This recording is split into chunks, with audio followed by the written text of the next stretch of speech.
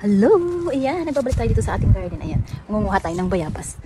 Ayan, o diba? Ang bilis niyang bumunga, ang bilis niyang mahinog. Parang the other day lang tayo nanguha, pero tingnan niyo naman. Marami na naman ang bunga. Ayan. Ang bilis talaga niya, oh. Parang hindi na siya nagsasawa na mamunga. Super dami. Everyday na lang tayo nangunguha. Diba? Dami, oh. Ang bilis niyang mahinog. Oh, tingnan niyo naman.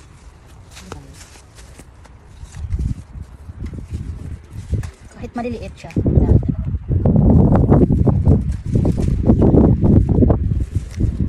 Ayan, diba? Ang dami.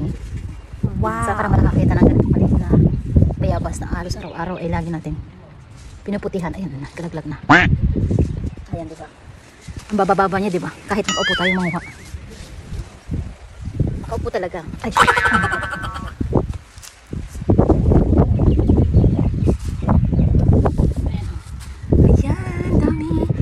everyday, ganito karaming nakukuha natin. Ayan. And kaya siguro madami ano. Kasi medyo patapos na din yung season ng mga yan. So, ayan. And, magtatanim naman tayo ng mga strawberries. Ayan dyan. Ayan ang ating susunod na season. Ayan, diba? Ayan. Ready na ang ating mga itataniman sa mga strawberries yan. Ayan. Ang lamig. Mahangin. Wait lang.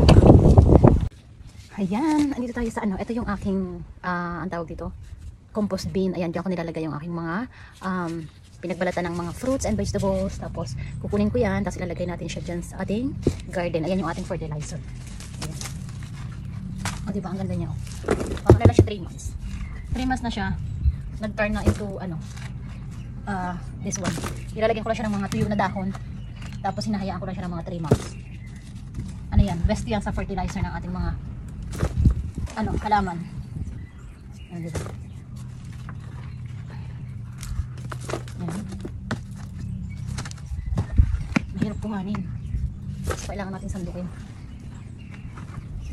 Mahirap siyang ano, ganito.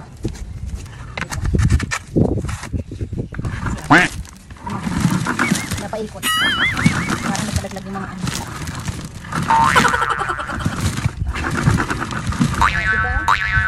Para maglalaro lang tayo ano, Ferris wheel.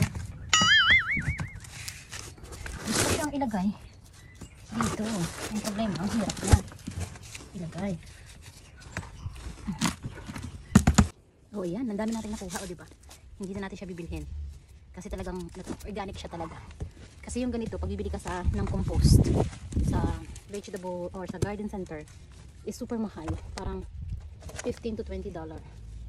So ayan, diba, ang ganda-ganda niya. Kasi yung mga pinagbalatan ng itlog lalo na best yan na fertilizer.